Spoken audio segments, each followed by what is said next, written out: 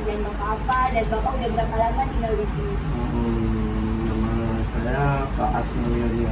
Tinggal di sini jadi kurang 30 tahun kan? 30 tahun. Pensiunan.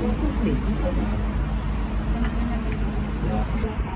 Menurut Bapak ini bagaimana kondisi mangrove di sini sebelum ditimbun, Pak? Oh, sebelum ditimbun itu kayak seperti alami saja. Kalau dia tumbuh, nanti kalau ada keperluan orang lain mungkin ya mangrove-nya ditebang gitu.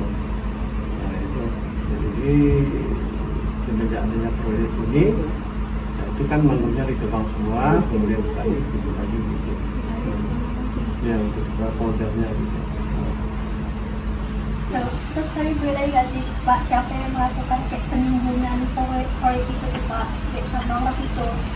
Kan kami timbun yang melakukan siapa gitu? Ya ini yang melakukan penimbunan ini kan proyeknya pemerintah yang dibiayai oleh APBN. Nah, jadi pemerintah lah yang mengadakan lelang, ada kontraktor, siapa penenangnya adalah yang mengolah gitu. Berarti proyek dijual gitu tanahnya? Itulah tanahnya dibebaskan diganti rugi oleh pemerintah. Berarti ini proyeknya pembangunannya resmi Pak ya? Resmi. Ini proyeknya bergerak di bidang apa Pak? Ini apa namanya, polder mengatasi banjir di Jalan Pemuda. Oh, polder mengatasi banjir di Jalan Pemuda.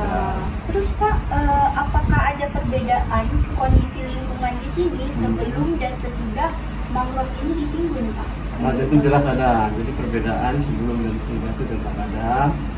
Kemarin ya yang namanya untuk mangrove itu kan hutan. Iya. Sekarang sudah menjadi pada gilirannya nanti akan menjadi tempat wisata. Nah, tempat wisata. Tapi dengan adanya kegiatan pembangunan ini, apakah ada kayak kerusakan yang kayak warga-warga alami gitu? Oh ya jelas. Ya dengan adanya proyek ini, ya tentunya rumah warga sekitar banyak mengalami kerusakan. Tapi itu ditanggulangi oleh pihak proyek. Oh, berarti kayak diupalan gitu, Pak? Diganti rugi gitu? Enggak, bukan diperbaiki. Kalau misalnya rumahnya rusak, retak, nah itu diperbaiki oleh Proyek. proyek. Menggunakan dana dari pemerintah. Nah dari proyek lah. Terus Pak, dampak buruk bagi warga di sini setelah mangrove itu ditimbun apa? Entah itu dari segi lingkungan pas ada mangrove itu, sebelumnya mata pencarian warga di sini entah itu mencari kepiting atau teripang atau sejenisnya, apakah itu berdampak bagi warga di sini? Ya kalau dalam proses pengerjaannya itu jelas berdampak. Tapi nanti setelah jadi, insya Allah tidak ada, akan kembali lagi normal. Sehingga akan menambah daerah kawasan wisata lah untuk kota Tanjung Pinang. Kan? Ada jogging tracknya, ya. Warga di sini ada yang bermata pencaharian melalui mangrove, yang saya bilang tadi seperti yang mencari kepiting bakau, teripang atau udang. Oh ada, dulunya semasa dia ada mangrove itu ada mencari ya apa namanya makanan laut, tetapi itu tidak terputus untuk mata pencarian, cuman itu mungkin hanya sekedar mengisi waktu gitu kan, bukan fokus orang mencari apa penghasilannya, bukan ya gitu ya. Ini kan ditimbun ya Pak mangrove-nya. Terus penimbunan ini nih mengganggu habitat hewan-hewan yang ada di sini nggak Pak? Apakah hewan-hewan di sini mulai punah, kayak kepitingnya mulai kurang atau sejenisnya gitu, karena penimbunan ini? Ya berdampak jelas pada hewannya jelas berdampak. Nah, cuman nanti akan kembali lagi apabila nanti poldernya banjir poldernya jadi, ya, nanti akan untuk habitat hewannya akan berganti jenis, ya kan? Kemarin kan ini kan laut, nah, mungkin besok sekarang mungkin diisi ikan gitu kan, nah, jadi berganti lah gitu. Terus Pak, ini mangrove-nya ini ditimbun semua atau masih ada sisa yang di belakang sana Pak? Ada yang berbatasan dengan laut masih ada bisa. Masih ada.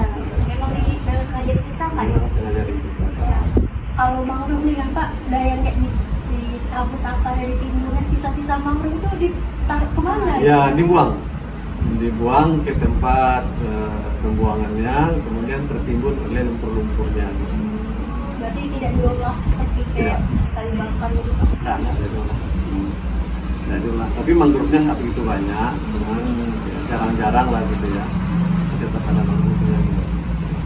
Berarti ini penimbunan mangrove-nya poin pertamanya mangrove-nya tidak semua ditimbun ya? Nah, Masih tidak ada semua sisa. dibuang ya. Ya.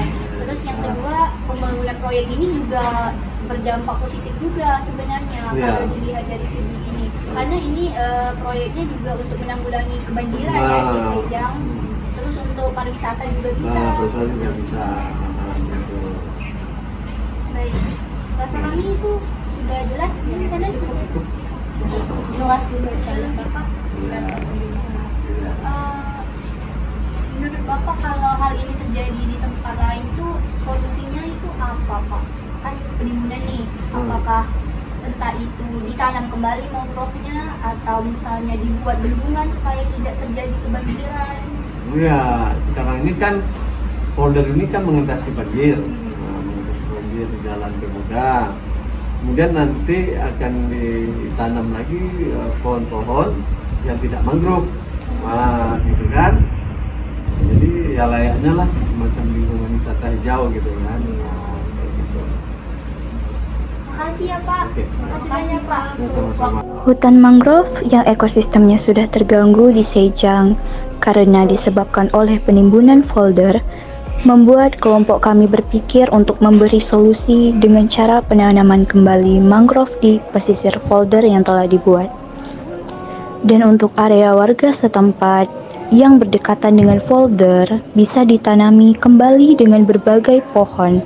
Salah satu contohnya seperti pohon ketapang kencana.